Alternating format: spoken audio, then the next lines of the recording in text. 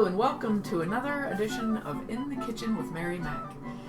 Today we're going to talk about chocolate chip cookies. One of the things I'm known for is my fabulous chocolate chip cookies. I'm not just saying that, I mean people think they're fabulous. So I'm going to tell you how to make them today. I'm not going to give you my recipe though, because if I give you my recipe I'd have to kill you, and none of us likes that. But what I'm going to do is tell you how to make a really good chocolate chip cookie, if that's something that you've always wanted to do. My recipe basically is the same recipe that's on the back of a bag of Nestle's Toll House chips. That is the standard of all chocolate chip recipes, and I know people are always trying to look for a really good or different recipe to impress someone with, but that is a very good base recipe. What happens though is people try to shortcut it. So I am a firm believer in, if you want your baked goods or whatever you're making to taste good, you should use quality ingredients. That doesn't always mean the most expensive ingredient, but it means the best ingredient available. For example, some people think that butter and margarine are interchangeable, and even shortening or butter flavored shortening. In my opinion, shortening is poison, so I would not use that. It's basically just hydrogenated vegetable oil. So basically you would be making a baked good or whatever with, a big pile of garbage, basically. I don't No, you know what I mean. It's not butter. So I always use butter in cookie recipes, particularly, even oftentimes in cakes or other baked goods, I would use butter as the fat if shortening is called for or is referenced as a substitute. I don't like to use that. I don't even like to use margarine because you're kind of in the same boat. So I prefer butter. So you want a good quality cookie or baked good, you want to use butter.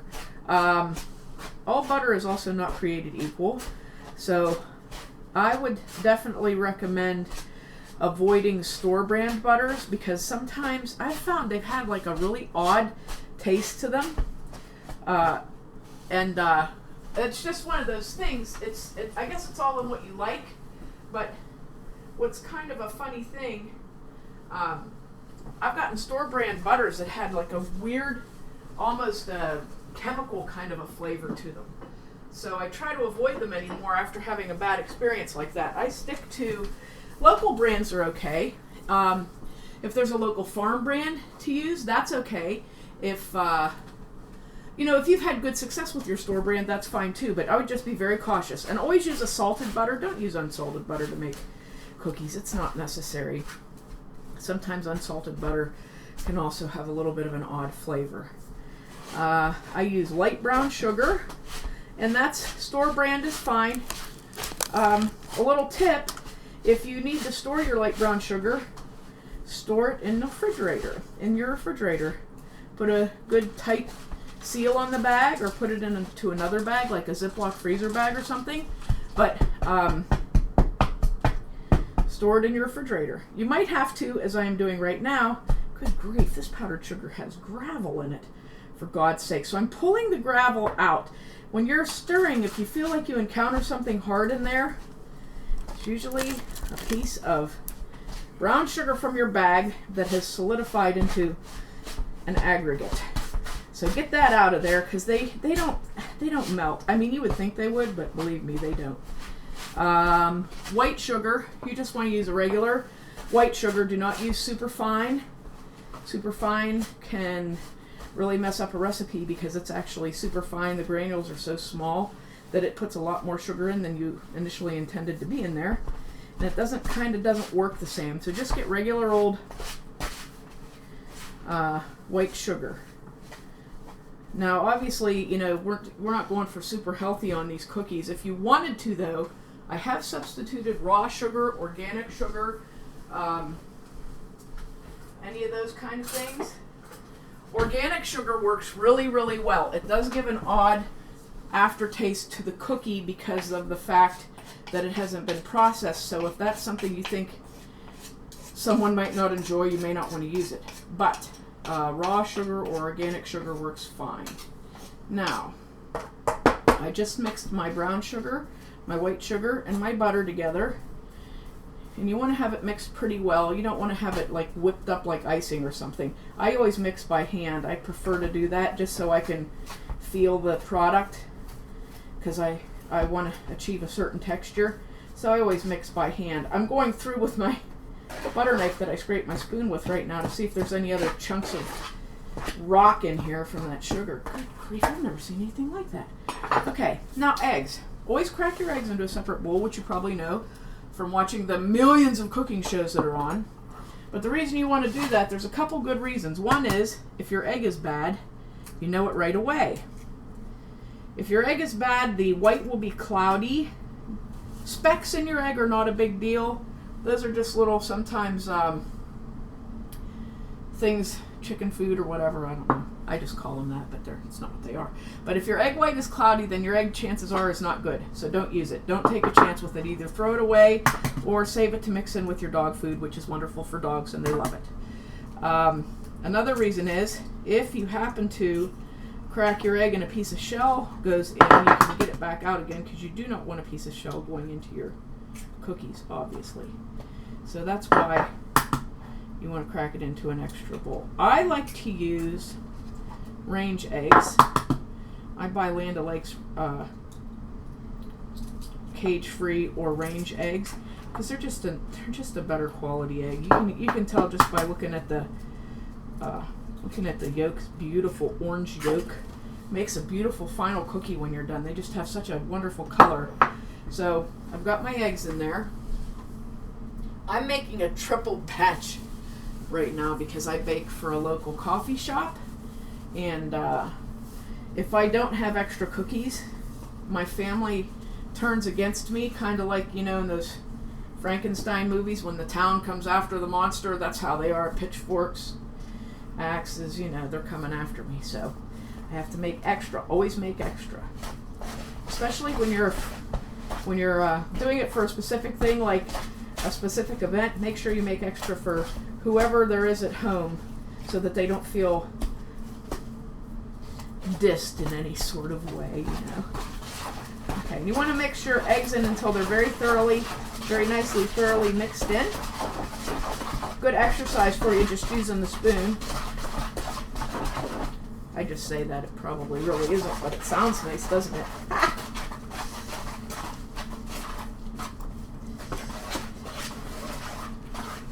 Okay, and then we're going to put in vanilla. Here's another thing. If you want to have a good cookie or a good baked product, use real vanilla.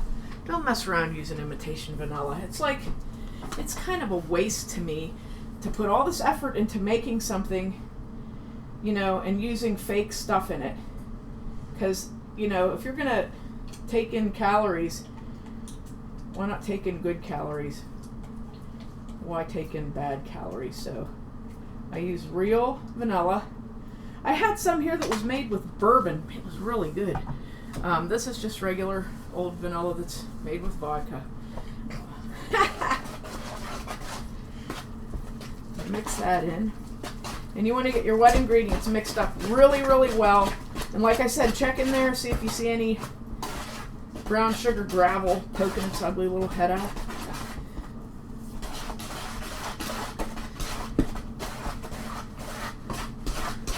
Okay, now I use kosher salt in my baking. I like kosher salt, so that's what I use. I also try to use good flour whenever I can.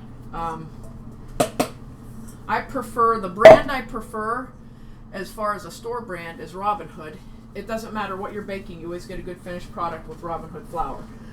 I use a couple other brands from other stores, but a good general purpose flour is what you want for cookies. But even if you have a decent bread flour, that'll work too in a pinch.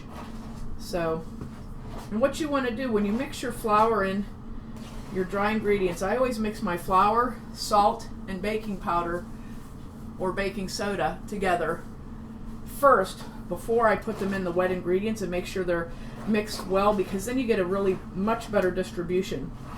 than you do if you just throw them all in there together.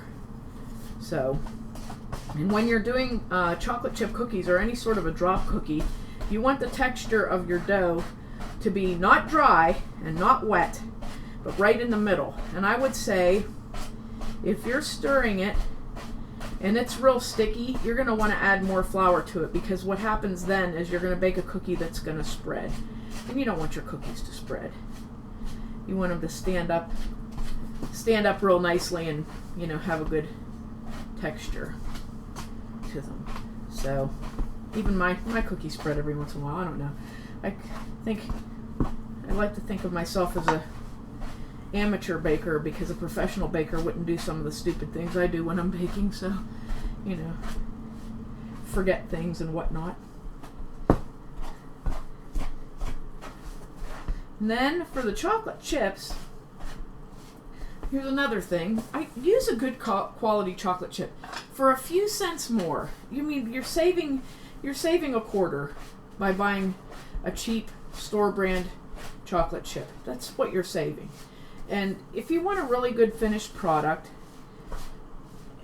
use the better quality items. I prefer either Hershey's chocolate chips. They're a very localized brand. I prefer Hershey's chocolate chips or Nestle's chocolate chips. And as I'm doing today, I blend them, because they each have a little bit of a different flavor. And I like both of them for different reasons, you know, but that's the brands that I prefer to use. Sometimes you can get if you really want to make a really hot cookie, you can get the Ghirardelli brand chocolate chips, which are absolutely out of this world. But they're generally cost prohibitive for what I'm doing. So, but I mean, you know, not only am I giving these to my family, but I'm also selling them. So I want to have a really good quality finished product. Okay, now if your dough's right, what you're going to have is a nice dough, slightly sticky, not too sticky, and it's going to be not dry looking. I need a little bit more flour in this. I can tell I'm a little bit. Oh, I guess I'll do that. It's the only problem when you're doing a great big batch. It's so hard to get it all incorporated. And I think I'm going to have a little bit more, because I'm kind of worried about the consistency of that. Okay, so I'm just adding a couple little handfuls of flour there just to make it a little better. Okay, Nestle's and Hershey's semi-free chocolate chips here. That's one of the things that makes my cookies a little bit different. That's a good secret to know. Don't be afraid to mix stuff up a little, you know. And then throw them on the floor. That's a good thing to do too. Dear God, what am I, impaired? Okay, I'll have to sweep those up in a minute, or else they'll be on my shoes. But blend your chocolate chips in pretty good.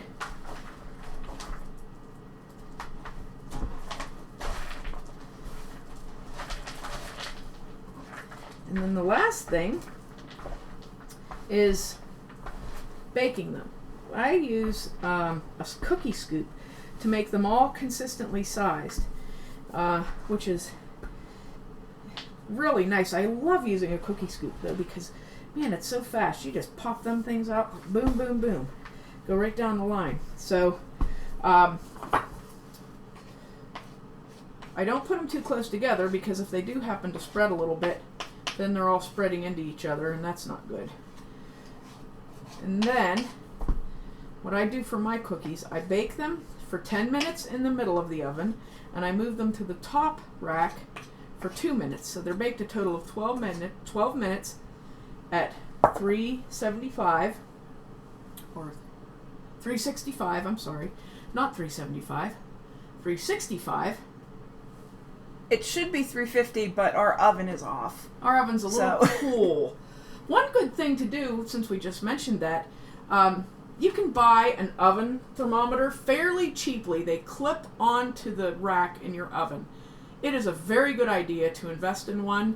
and check your oven temperature periodically, because I was having a little bit of trouble with some product and I couldn't figure out what was going on. So it occurred to me that maybe my oven temperature wasn't right. And I went and got a thermometer, and sure enough, I tried a few different temperatures and I was getting consistently 15 degrees cooler than the setting I was setting it at. So that let me know that I needed to turn my temperature up a little bit. So on the cookies, I bake them at 365 for 12 minutes total, 10 in the middle, 2 in the top rack. When I take them out, I let them cool on the cookie sheet for about 8 minutes, and I remove them, let them cool for just a couple minutes on a cooling rack, and then I put them straight into a plastic container and put the lid on, because that allows them, while they cool, you're still keeping some moisture in there. And that it is a very good trick, because the first chocolate chip cookies that I ever made, I sent them with my daughter to a youth group meeting, and the kids were throwing them at each other because they were so hard they couldn't eat them. And then I thought, I gotta figure out how to make a good cookie. So through trial and error and many terrible taste tests, I finally came to this recipe, and I've stuck with it ever since. So that's it. I'm going to bake these and get them put away, and I think they're going to turn out really nicely. So thank you for listening today, if you're listening, and if you're not listening, too bad for you.